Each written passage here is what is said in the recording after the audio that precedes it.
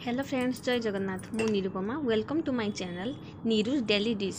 आज रेसिपी होची homemade instant cereal प्रस्तुति पाई मुनिची 1.5 केजी चूड़ा, 700 ग्राम गहम, 200 ग्राम मुग डाली, 100 ग्राम हरड़ डाली, 100 ग्राम मसूर डाली, 500 ग्राम भजा होइतिबा बुट, चिनाबादाम 50 ग्राम, काजू 100 ग्राम, आलमंड 100 ग्राम, पिस्ता 50 ग्राम। मुझे रोस्टेड पिस्ता नहीं आउ से चुपा छोड़ कढ़ा गरम हो गला एबे चूड़ा को लेकिन भल भाव में फ्राए करदे। देखो चूड़ा को जो भांगिले हाथ में पूरा भांगी जाइए जानवे यह फ्राए हो गला। मुझे गहम को नहीं गली, गहम को सेमती फ्राए करवा। देखिए गहम जो कढ़े फुटी फुटी हो आसो आ पूरा फुलिकी केते सुंदर पाटी देले केमती काड़कुड़ भाया लगी जानवे गहम भी फ्राए हो गला। मसूर डाली सेमती नवा, मसूर डाली भाजीदे सेमती देखिए सी भी टे कुड़कुड़ हो गला खोलीदे। एमती कर गोटे गोटे सब डाली को आम फ्राए करदे। एबे आलमंड आ चिनाबादाम को एक सहित फ्राए करने नहीं जाऊँगी टे आसवा टाइम हो गले तापर मु काजू को से पकईदेवी। काजू पकई सारापर देखिए एबे बादाम रे टिके चोपा छड़े देखिए चोपा छड़े ही आसला बेलू जानवे यह हो गला पूरा। एठी मु गुजराती नवापाई भूली जाइए 10 ରୁ 15टा गुजराती नहीं जाए ताकू भी टिके एमती हल्का फ्राए कर दे पकेबे ता द्वारा सेरियल फ्लेवर भल आसी था।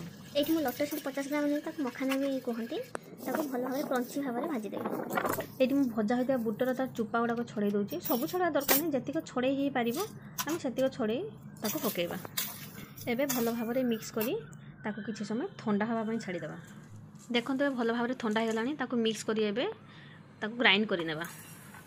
देखते एबे ग्राइंड हो गला गोटे चला नवा, चला साहाय्य आम ताकू चलै नवा एवं ताकू एयर टाइट जार रे 2 ରୁ 2.5 मास पर्यंत ताकू आम स्टोर करके रखिपारिबा।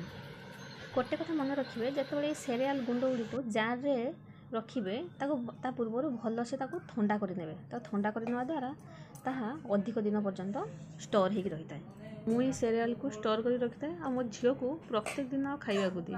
यह बहुत हेल्दी होता है। आपण मैंने भी एमती बनैकी दिंतु। ओडिशार घरे घरे यह छतुआ नाम परिचित। मुझे बनवाई उषुम क्षीर नहीं।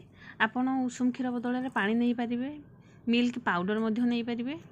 यापर मु छतुआ नहीं आ ताल मिश्री ताकू मु चूना करके नहीं। ये ताल मिश्री नहीं आपड़ चाहिए गुड़ नहीं पारे, किंतु ताल मिश्रीटा पिलामानंकर पेट को ठंडा करें से आपण मैंने भी ताल मिश्री नापी चेष्टा करेंगे। बहुत भल होता है पिलामानंपाई। आपण चाहिए छतुआ प्रस्तुति टाइम रे यही ताल मिश्री को 500 ग्राम नहीं से मिसई गुंड करें। जदि सेमती न करूँगी ताहले आपण ग्राइंड करके गोटे जार रे रखिपारे। छतुआ बनैबा टाइम रे ताकू आपण मिक्स करें। यह आम भल भाव में मिक्स करनेबा जेमिति से लम्स गड्डेकी रहिबो नाही। देखंतु एबे भल भाव में मिक्स हो जाए आ कंसिस्टेंसी भी एमती रखिए। बेसी गाढ़ा करें कि बेसी पानिया करें। आपन ट्रैवल करुछन ना छोट पिलापाई यही सेरियल सांगरे नहीं जाइथिबे बहुत हेल्पफुल देता है। छुआ मान को खोयापाई भी इजी होता है आ बहुत न्यूट्रिएंट्स भी थाए। मोर ये भिडियोटी भल लगी लाइक शेयर कमेंट एवं सब्सक्राइब करंतु। आ आपन को पिलापाई मध्य एमिति बनेकी दियंतु आ बहुत हेल्दी होता है।